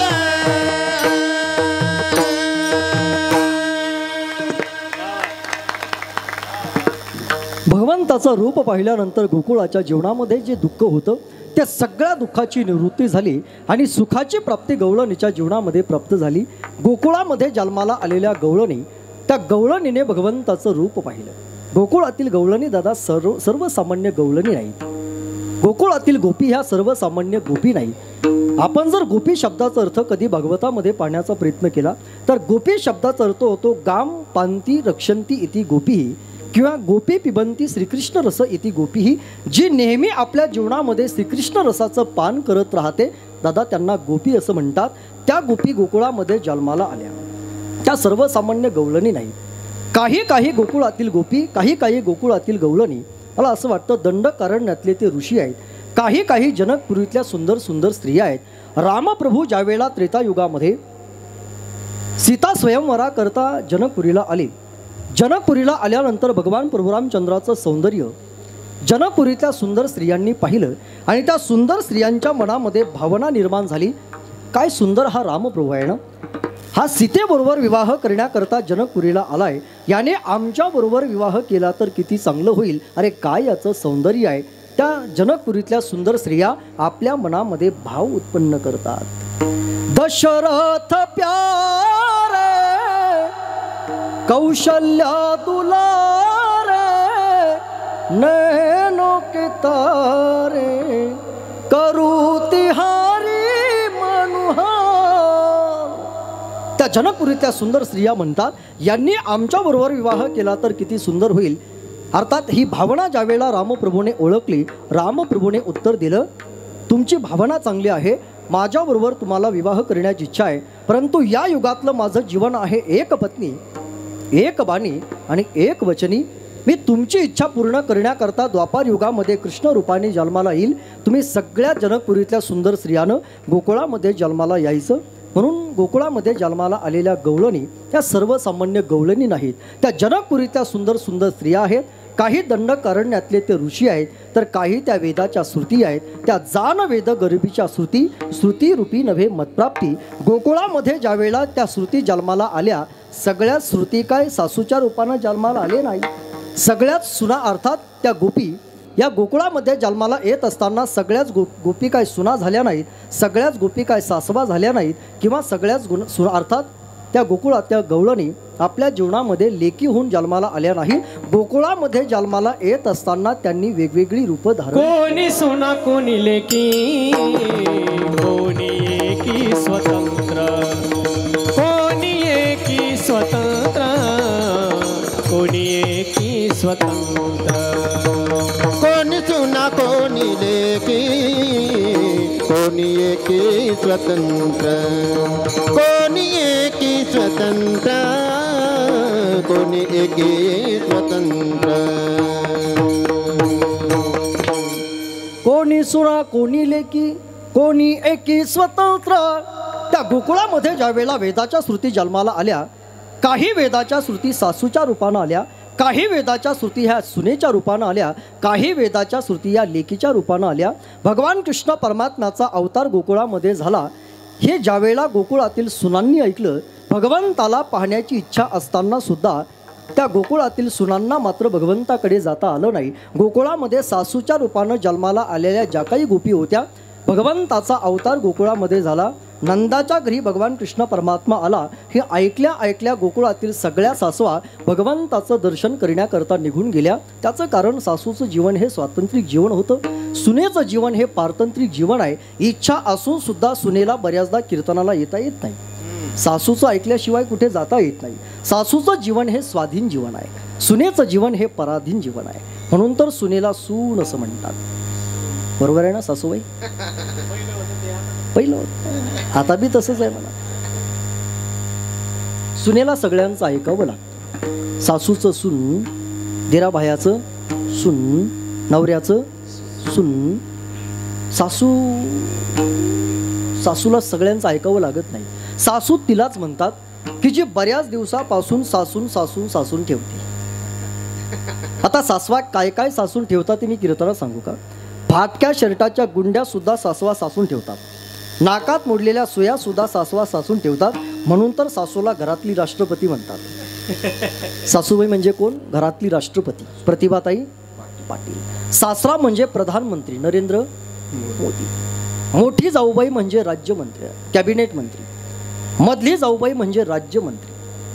ननंद म्हणजे परराष्ट्र मंत्री, दुसरी कोण येते ती. आणि सगळ्यात लहानी सून म्हणजे अरे अरे अरे 6 वर्षासाठी निलंबित केलेला मतदार. त्या सुनेच्या स्वाधीन काहीच नाही. सुनेच्या स्वाधीन चालणं नाही, सुनेच्या स्वाधीन बोलणं नाही, सुनेच्या स्वाधीन खाणं नाही. पहा तुम्ही, एखाद्याच्या घरी जर स्वयंपाक तयार होत असेल आणि एखादी घरातली सून जर स्वयंपाकामध्ये भजे तळत असेल, तर एखादी तरी सून भजे तळता तळता भजे खाते का हो तुमच्या परिसरातली? जरी माऊलीने सांगितलं असलं भजे खा त्वरित, तरी सून तळता तळता भजे खाणार नाही. सासूचं तसं नाही. सासू तळता तळता तर भजे खाऊ शकते, परंतु ते कालविलेलं पीठ सुद्धा खाऊ शकते. कारण सासूचं जीवन हे स्वाधीन आहे, सुनेचं जीवन हे पराधीन आहे. गोकुळातील सासवांनी ज्यावेळेला भगवंताला पाहिलं, भगवंताचं रूप पाहिल्यानंतर त्यांच्या जीवनामध्ये सुखाची प्राप्ती झाली. सुनेच्या रूपाने जन्माला आलेल्या ज्या काही गवळणी होत्या, इच्छा असून सुद्धा त्यांना भगवंताकडे जाता येत नव्हतं. त्यांचं जीवन हे पराधीन जीवन होतं. सासूंनी भगवंताचं रूप पाहिलं, भगवान कृष्ण परमात्म्याचं रूप पाहिल्यानंतर त्यांना सुखाची प्राप्ती झाली. भगवान कृष्ण परमात्मा आता हळूहळू अर्थात मोठे व्हायला लागे. मोठे होत असताना भगवान कृष्ण परमात्मा गोकुळामध्ये रांगायला लागले. रांगत असताना भगवंताने अनेक प्रकारच्या लीला केल्या. त्याचं वर्णन नामदेव राय करतात अभंगाच्या 2ऱ्या चरणामध्ये. रंगनी रांगत गुलगुल बोलत, रंगनी रांगत क्या बात है गुल बोलत, रंगनी रांगत गुलगुल बोलत, रंगनी रांगत गुलगुल बोलत. रंगनी रांगत गुलगुल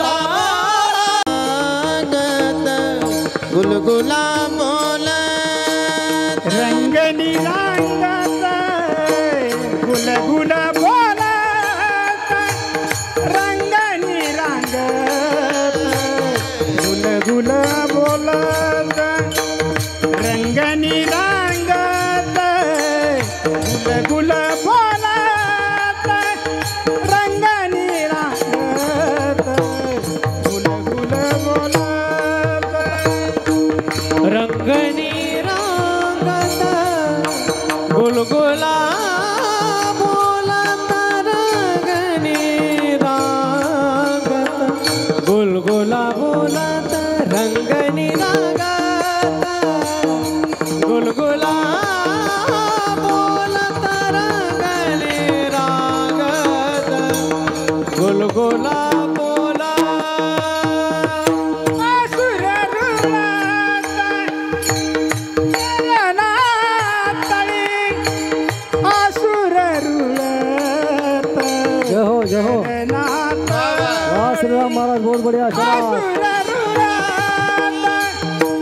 रणातळी आसुर रुळत रणातळी रंगणी रांगत गुल गुल बोलत रंगणी रांगत जय राधे श्याम हरी बोल रंगणी रांगत गुल गुल बोलत रंगणी रांगत गुलगुल बोलत रंगणी रांगत गुलगुला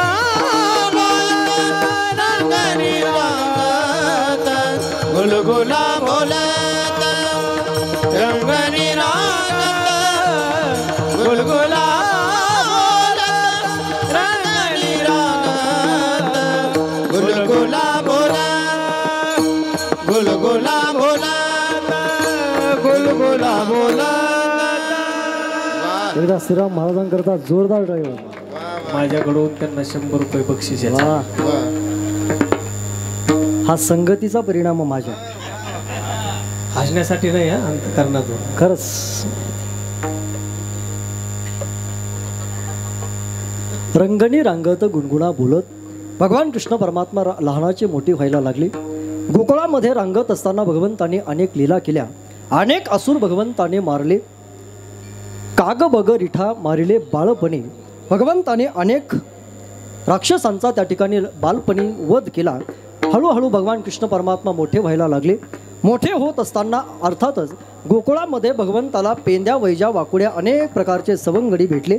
सवंगडी भेटल्यानंतर भगवंताने त्या सगळ्या सवंगड्यांना प्रश्न केला, गड्यांनो आपण गोकुळामध्ये आलो लीला करण्यासाठी, आपण गोकुळामध्ये आलो चरित्र करण्यासाठी, परंतु गोकुळामध्ये लीला करायला आणि चरित्र करायला आपल्या तब्येती चांगल्या पाहिजेत ना. मग तुमच्या तब्येती अशा महेश महाराजांसारख्या सुखत कशा चालल्यात? तुम्हाला नेमकं झालंय काय? तुम्हाला टेन्शन नेमकं कशाचं आहे? प्रॉफिटचं की लॉसचं?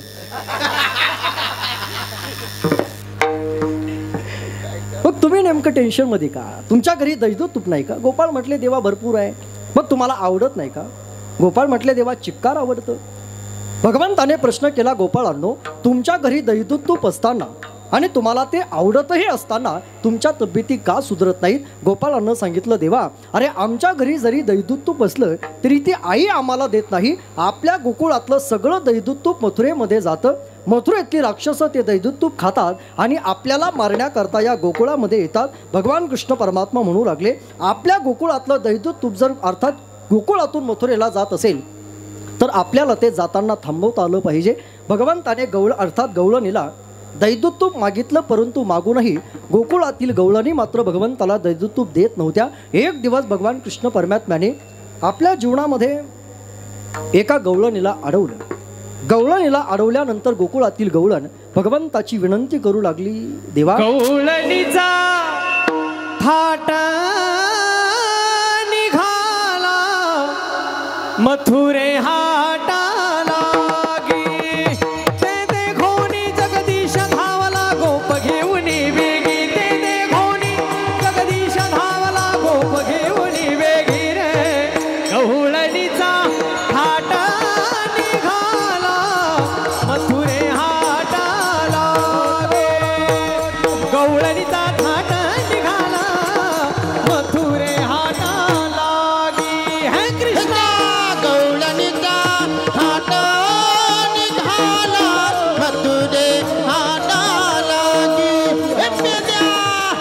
गवळणीचा थाटा निघाला मथुरे हाटाला गवळणीचा थाट निघाला मथुरे हाटाला गोकुळातील गवळणी आपल्या डोक्यावर दैदूत तूप घेऊन जात असताना भगवंताने गोकुळातील गवळणीचा रस्ता अडवला. ती गवळण भगवंताला म्हणू लागली, लाला, गोकुळातील अनेक गवळणी दैदूत तूप विकण्याकरता गोकुळातून मथुरेला निघून गेले आहेत. मला सुद्धा जाण्याकरता तू रस्ता दे. गोकुळातील गवळण भगवान कृष्ण परमात्म्याची विनंती करते. जाऊ दे मला मथुरेला नंदलाला रे गोपाल. निघुनी गेल्या गवळणी साऱ्या मथुरेच्या या बाजाराला. उशीर झाला बाजाराला नंदलाला रे गोपाल. विनंती करायची आहे ना, मग चाल सुद्धा तशीच पाहिजे. जाऊ दे मला मथुरेला नंदलाला रे गोपाल. एका जनार्दनी गवळण राधा कृष्ण सख्याची जडली बाधा. उशीर झाला बाजाराला नंदलाला रे गोपाल. गवळणीने विनंती केली. देवानं गवळणीला जाण्याकरता रस्ता दिला आणि गोपाळांना सांगितलं, गोपाळांनो, या गोकुळातील गवळणी आपल्याला विनंती करून जर दहीदूत तूप देत नसतील तर उद्यापासून आपल्याला गोकुळामध्ये चोऱ्या कराव्या लागतील. चोरी हा शब्द ज्यावेळेला गोपाळांच्या कानावर पडला, सगळे गोपाळ देवाला म्हणू लागले, देवा, अरे तू आम्हाला चोरी करायला सांगतोस? अरे देवा, आत्तापर्यंत आमच्या खानदानात कुणी चोरी केली नाही, तू आम्हाला चोरी करायला सांगतोस? अरे देवा, चोरी करणं पाप आहे रे, चोरी माणसानं करू नये, तू आम्हाला चोरी करायला सांगतोस? हे शब्द ऐकल्यानंतर भगवान कृष्ण परमात्म्याने गोपाळांना जी नीती शिकवली ती अत्यंत महत्त्वाची नीती आहे. भगवान कृष्ण परमात्मा गोपाळांना म्हणू लागले, गोपाळांनो, चोरी करणं पाप आहे, परंतु चोरी सोन्याची करणं पाप आहे, लोण्याची नाही. चोरी करणं पाप आहे, परंतु चोरी दुसऱ्याच्या घरी जाऊन करणं पाप आहे, स्वतःच्या घरी नाही. आणि चोरी केल्यानंतर कुठलाही गुन्हा हा 18 वर्षाच्या नंतर सिद्ध होत असतो. आपण वयानं अजून 18 वर्षाचे झालेले नाहीत, आपण वयानं अजून सगळे 12च्या आतले आहोत. आपण सगळे 12चे असल्यामुळे, म्हणजे वयानं आपण सगळे वयानं 12च्या आतले असल्यामुळे आपल्यावर कुठल्याही प्रकारचा गुन्हा दाखल होणार नाही. हे शब्द ऐकल्यानंतर भगवान कृष्ण परमात्म्याने सवंगड्यांसमवेत गोकुळामध्ये अनेक प्रकारच्या लीला करायला सुरुवात केली. गोकुळामध्ये अर्थात चोऱ्या करायला सुरुवात केली. सगळ्या गोकुळातील गवळणी गारणे घेऊन यशोदा मैयाकडे येऊ लागल्या. त्यावेळेला यशोदा मैया सगळ्या गोकुळातील गवळणीला म्हणू लागली, गवळणींनो, माझा कृष्ण कसा आहे हे तुम्ही मला सांगायची काय गरज आहे? अरे त्याला तुमच्या घरी येऊन चोरी करायची काय आवश्यकता आहे? माझा कृष्ण कसा आहे हे तुम्ही सांगण्यापेक्षा मलाच चांगलं माहीत आहे. सगुण गुणाचे तान्या गा बाळ दिसते गोजिरवाने,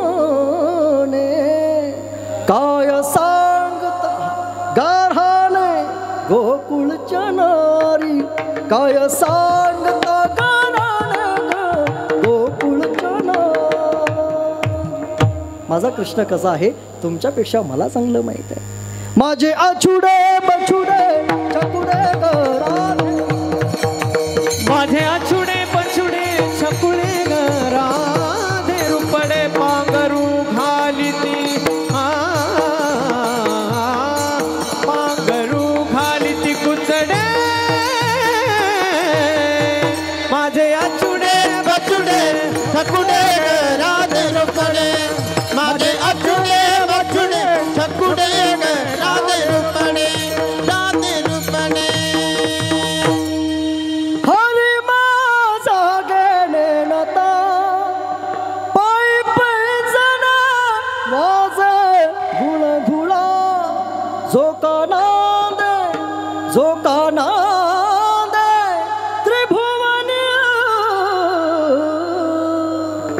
माझे अछुडे बछुडे छकुडे ग राधे रूपडे. माझा कृष्ण कसा आहे हे तुम्ही सांगण्यापेक्षा मला चांगलं माहीत आहे.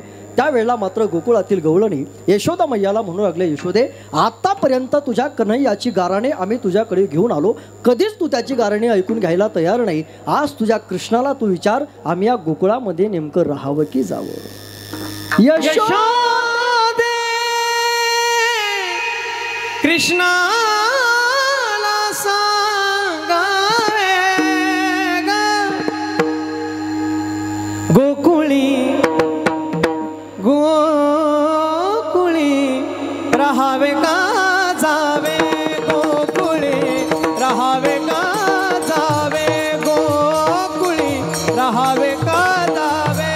आज गोकुळी रहावे का जावे गोकुळी रहावे का जावे गोकुळी रहावे का जावे.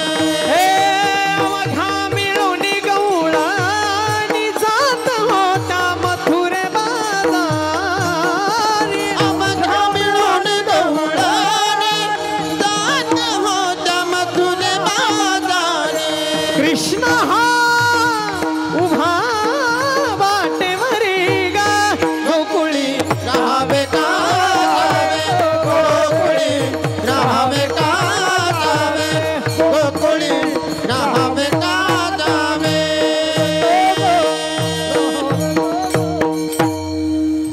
यशोदे कृष्णाला सांगावे गोकुळी राहावे का जावे.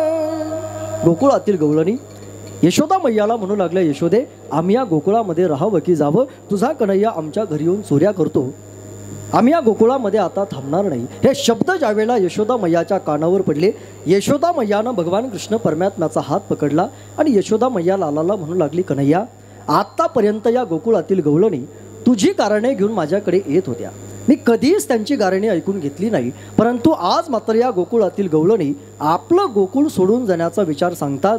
मला असं वाटतं लाला, या गोकुळातील गवळणीने गोकुळ सोडून जाण्यापेक्षा तू त्यांना त्रास देतोस ना.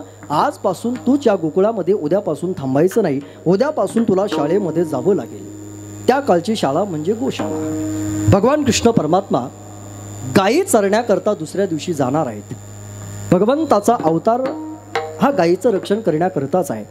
यशोदा मैया ज्यावेळेला कन्हैयाला म्हणू लागली, लाला उद्यापासून तुला गायी चरायला जायचंय. भगवंताच्या आनंदाला पारावर उरला नाही. कारण भगवान परमात्मा मनामध्ये विचार करतात, माझा अवतार या मृत्यू लोकामध्ये झाला गायीची सेवा करण्याकरता. आज ते सौभाग्य माझ्या जीवनामध्ये प्राप्त झालंय, मला याचा आनंद आहे. दुसऱ्या दिवशी भगवान कृष्ण परमात्मा गायी चरायला कुंजवनामध्ये जाणार होते.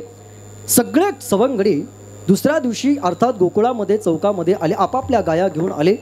आज पहिल्या दिवशी भगवान कृष्ण परमात्मा गायी चरायला घरातून बाहेर जाणार होते. म्हणून यशोदा मैयाच्या डोळ्यामध्ये पाणी आलं. त्याचं कारण असं आहे, आपला मुलगा ज्यावेळेला पहिल्या दिवशी शाळेमध्ये जायला आयुष्यात निघतो त्यावेळेला त्या मुलाची आईही रडत असते आणि तो मुलगाही रडत असतो. आज भगवान कृष्ण परमात्मा पहिल्या दिवशी शाळेमध्ये चाललाय. यशोदा मैयाचं अंतःकरण कासावी झालं. यशोदा मैयाच्या अंतःकरणातल्या भावना फार सुंदर आहेत. कासावीस प्राण जीव तळमळी, कासावीस प्राण जीव तळमळी, ऐसी ती जननी सौख्यवाही. गालावरून हात फिरवूनी आई पोटास धरिते, आईचे मन गहीवरते. कन्हैया माझा कान्होबा माझा, कन्हैया माझा कान्होबा माझा, हे पेद्या सुदाम्या रे कन्हैयाला सांभाळा, सांभाळा मुरारी प्राण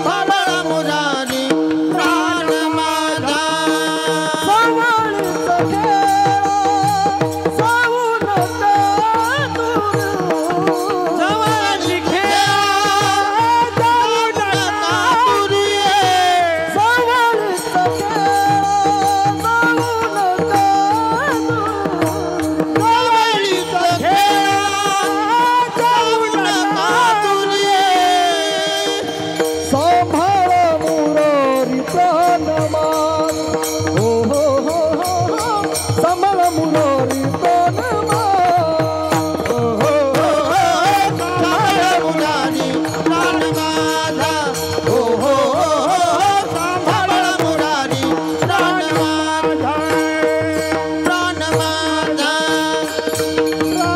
माझा जवळचा खेळा जाऊ नका दूर सांभाळा मुरारी प्राण माझा. यशोदा मैया गोकुळातील सगळ्या गोपाळांना म्हणू लागली, माझ्या कन्हैयाला कुंजवनामध्ये सांभाळा. त्या दिवशी भगवान कृष्ण परमात्मा गायी चरायला निघाले. गोकुळातून जात असताना भगवंताच्या समोर गाया चालतायत. लक्ष 2 मिनिटं माझ्याकडे असू द्या. भगवंताच्या समोर गाया चालतात. भगवंताच्या पाठीमागे गोपाळ चालतात. गायांच्या आणि गोपाळांच्या मध्यभागी भगवान कृष्ण परमात्मा प्रेमानं चालतात. गायांच्या पायांनी उडालेली धूळ भगवान कृष्ण परमात्म्याच्या चेहऱ्यावरती बसते. भगवंताचा चेहरा पांढरा होतो. तो भगवंताचा चेहरा ते भगवंताचं स्वरूप पाहण्याकरता गोकुळातील सगळ्या गवळणी आपापल्या मर्यादेप्रमाणे पडवीमध्ये उभ्या राहतात.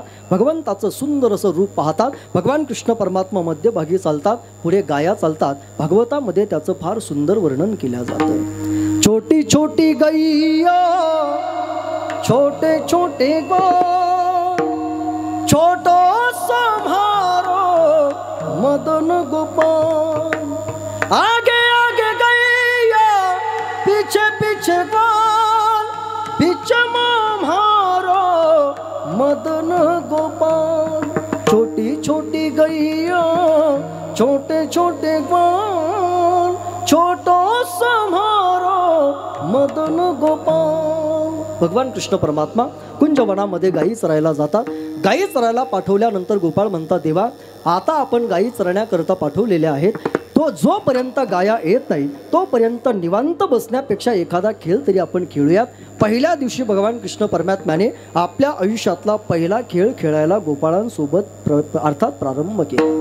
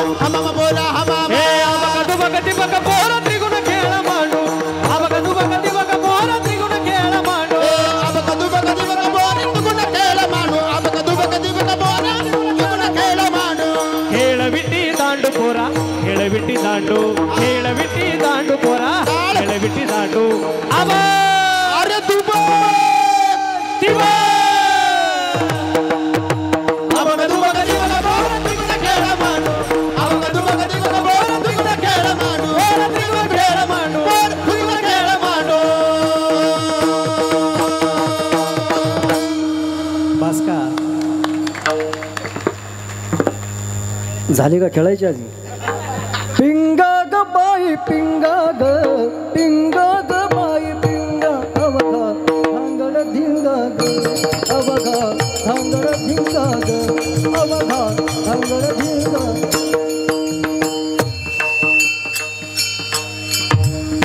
असे अनेक प्रकारचे खेळ कुंजवनामध्ये भगवंताने खेळले. उसावला गाणं गोत सार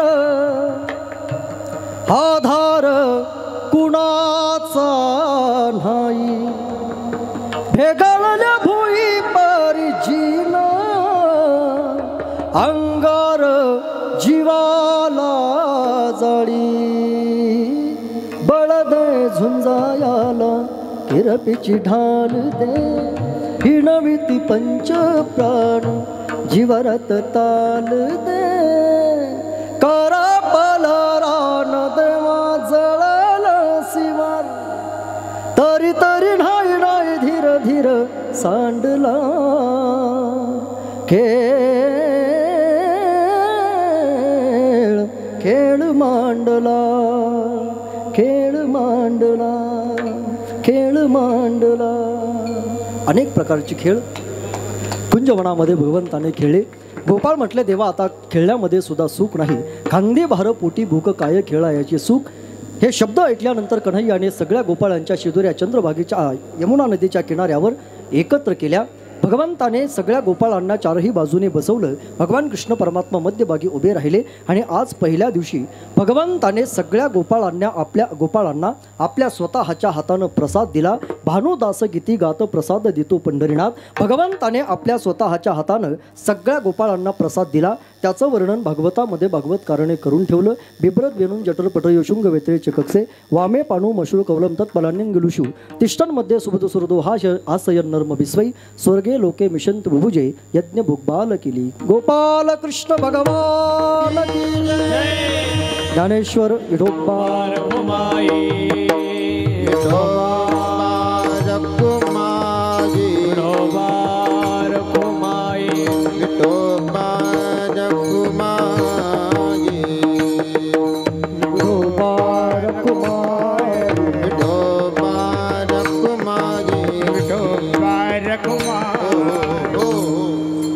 एकदा प्रत्येकाने हात वर करा. फार प्रेमानं भगवंताला आवडेल इतकं गोड भजन प्रत्येकानं प्रामाणिकपणे माझ्यासोबत करायचंय. ज्यांना भजनाचा आनंद घ्यायचा आहे ते उठून नाचले तरी चालतील. फक्त 2 मिनिटं फार प्रेमानं सगळ्यांनी भजनाचा आनंद घ्या. राम कृष्ण हरी जय जय विठोबा रुक्माई ज्ञानोबा राम कृष्ण हरी जय जय विठोबा रुक्माई ज्ञानोबा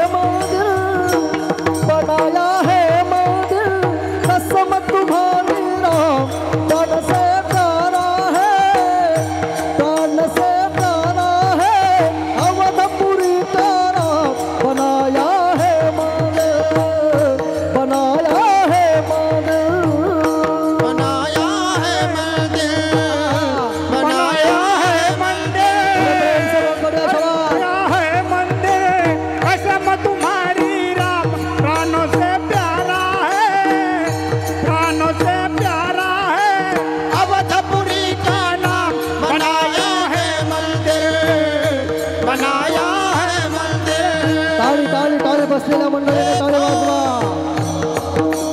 चंद्रभाग चातरी चंद्रभाग चातरी उभा मंदिर तो पहाड देवरी. विठ्ठल विठ्ठल जय हरी जय विठ्ठल विठ्ठल जय हरी जय विठ्ठल विठ्ठल जय हरी जय विठ्ठल विठ्ठल जय हरी. सपना पूरा करते रहेंगे हमने मन में ठाना. हर हद को हम पार करेंगे देखेगा एक समान. सपना ये पूरा करके रहेंगे हमने है मन में ठाना. हर हद को हम पार करेंगे देखेगा ये जमाना. हम तेरे हैं दीवाने जलवत खन मिटना ना देंगे तेरा नाम. बनाया है मंदिर कसम तुम्हारी राम प्राण से प्यारा है. जान से प्यारा है अवधपुरी का नाम. बनाया है मंदिर बनाया है मंदिर. ताड़ी ताड़ी. हर घर में बेकना हर घर में बेकना एक नारा गूंजेगा. जय श्री राम. जय श्री राम. भारत का बच्चा बच्चा जय श्री राम बोलेगा. भारत का बच्चा बच्चा जय जय श्री राम बोलेगा. मेरे भारत का बच्चा बच्चा जय जय श्री राम बोलेगा. हर घर में बेकना हर घर में बेकना एक नारा गूंजेगा. जय श्री राम. जय जय श्री राम. भारत का बच्चा बच्चा जय जय श्री राम बोलेगा. भारत का बच्चा बच्चा जय जय श्री राम बोलेगा. बच्चा जय जय श्री राम बोलेगा. राधे राधे हो राधे राधे राधे राधे हो. हे राधे राधे वो राधे राधे राधे राधे वो राधे राधे. चला उठा रे उचला भगवा. ताड़ी ताड़ी हा. चला उठा रे उचला भगवा. दैन्यता संपल दैन्यता संपल. आला आला आला आला आलं गण्यानो भगवा वादळ आलं. आलं गड्यानं भगवं वादळ आले. आलं आलं आलं आलं आलं गड्यानं भगवं वादळ आले. आले आलं आलं आलं आलं आलं गड्यानं भगवं वादळ आले. अंधार फार झाला दिवा पाहिजे. अंधार फार झाला दिवा पाहिजे. देशाला जिजाऊचा शिवा पाहिजे. देशाला जिजाऊचा शिवा पाहिजे. या मेहरी गावात वाजत गाजत वाजत गाजत माझ्या ज्ञान देवाचा पायी सोहळा गाजत. ज्ञान देवाचा सोहळा गाजत. बाई सोहळा वाजते ज्ञान देवाचा बाई सोहळा वाजते. माझ्या तुकोबरायाचा पायी सोहळा गाजत. तुकोबरायाचा बाई सोहळा गाजते. काय हो? वा पखवाडे. असं जय श्री राम. अहम वाग्या सोहम वाग्या अहम वाग्या सोहम वाग्या प्रेम नगरावारी. सावध होणे भजनी लागा देग करा कैवारी. माझ्या मल्हारीची वारी मल्हारीची वारी. माझ्या मल्हारीची वारी मल्हारीची वारी. मल्हारीची वारी मल्हारीची मल्हारीची वारी मल्हारीची वारी.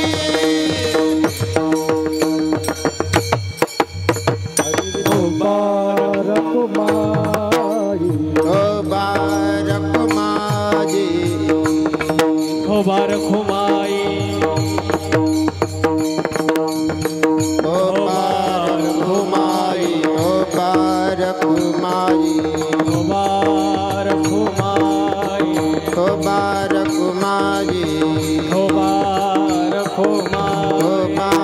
कुमाई मुबारक हो माई मुबारक हो माई मुबारक कुमाई मुबारक हो माई मुबारक कुमाई मुबारक हो माई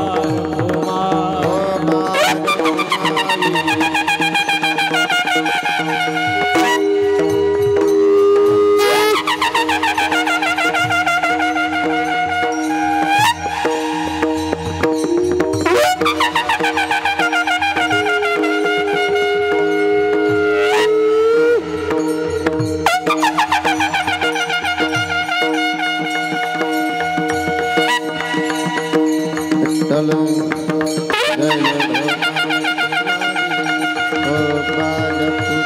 जय कुमारी हा हा हा हा जय जय ढोबार कुमारी जय जय ढोबार कुमारी जय जय ढोबार कुमारी हा हा हा ढोबार कुमारी ढोबार कुमारी जय जय ढोबार कुमारी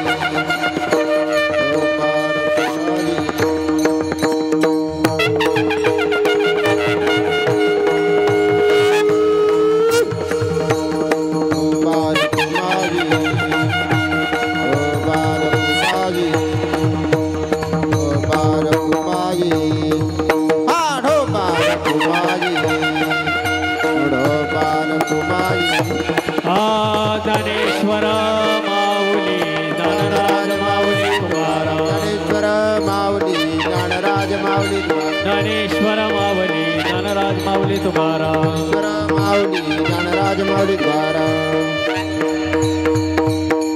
कंठी धरिला कृष्ण मने अवघाजने प्रकाश काला वाटो एकमेका वैष्णवनिका संभ्रम त्या ब्रह्मादिका उत्तम लोका दाखवू काला वाटो एकमेका वैष्णवनिका संभ्रम वाकुल्या ब्रह्मादिका उत्तम लोका दाखव काला वाटो एकमेका वैष्णवनिका संभ्रम तुका म्हणे भूमंडली आम्ही बळी विरंग काला वाटो एकमेका वैष्णवनिका संभ्रम सिंके लाविले दुरी होतो तिघाचे मी बरी तुम्ही भारे दोई करे मुख पसरो निगरे वाहती जाणारा करे विनेकरी चलावर तुका म्हणे हाती टोका मैजी महाराज दही अंडी फोडा दही अंडी खाली घ्या थोडी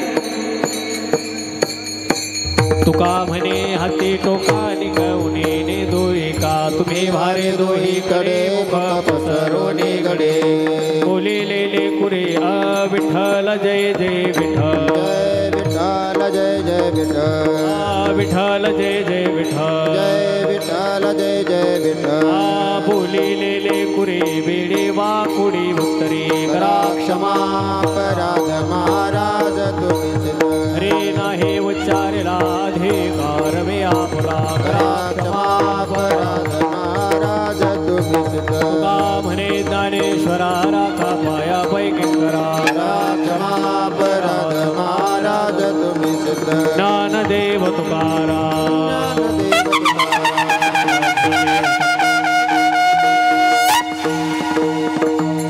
योगी 28 विटीवरी उभा वामंगे रूपमाई दिस दिव्य शोभा कुंडलिका ते भेटी वर ब्रह्म आरती घ्या कुणीतरी आरती उद्धारी जगा जय देव जय पांडुरंगा उमाई वल्लभ राईचा वल्लभ भावे ज्वलगा जय देव तुळशी माळ गळा कंठीवर कंठी उभे राहा. पीतांबर कस्तूर लाटी देव सुरवर निघती ती भेटी गरुड हाडू मंद पुढे उभे राहते जय देव जय पांडुरंगा हुकुमाई वल्लभ राईचा वल्लभ भावे ज्वलगा जय देव जय आषाढी कार्तिकी भक्त जनेती चंद्रभागेमध्ये स्नान ही करती दर्शन हेळा मात्र होय मुक्ती केशवाची रामदेव भावे वाढती जय देव जय पांडुरंगा हुकुमाई वल्लभ राईचा वल्लभ भावे ज्वलगा जय देव लक्ष द्या आरती ज्ञानराजा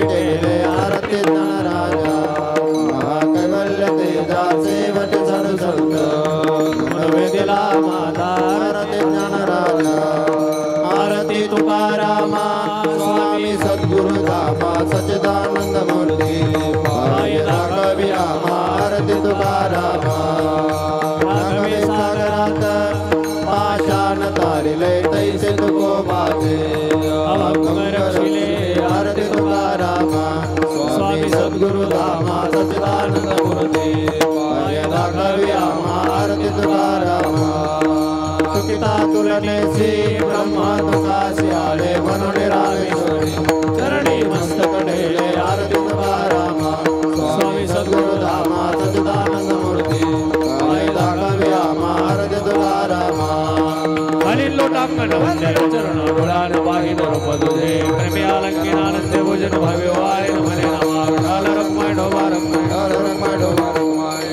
हीच भावी माझ्या सुजन्मजन्मी तुझा दास पंढरीचा वार करी वारे चुकून संत संग सर्व काळ अखंड प्रेमाचा कल्लोळ पंढरीचा वार करी वारे चुकून चंद्रभागे स्नान तुका मागे हेची धाम विनिकर वार करी वारी चुकून हरी अकल्पाविष्य भावे तया कुळा माझ्या सकळा हरीच्या दासा कल्पनेची बाधा न हो कवने काळी संत मंडळी सुखी असो अहंकाराचा वारा नलगुराजसा माझ्या विष्णुदासा भाविकांसी पुण्याची बाधा न हो कवने काळी संत मंडळी सुखी असो मागणे ते एक तुझ प्रती आहे देशील तरी पाहे पांडुरंगा या संतासी निर्विहेची मज देही अनेक तुझे काही न मागो देवा तुका म्हणे आता उदार तू होई मज टीवी पायी संताची या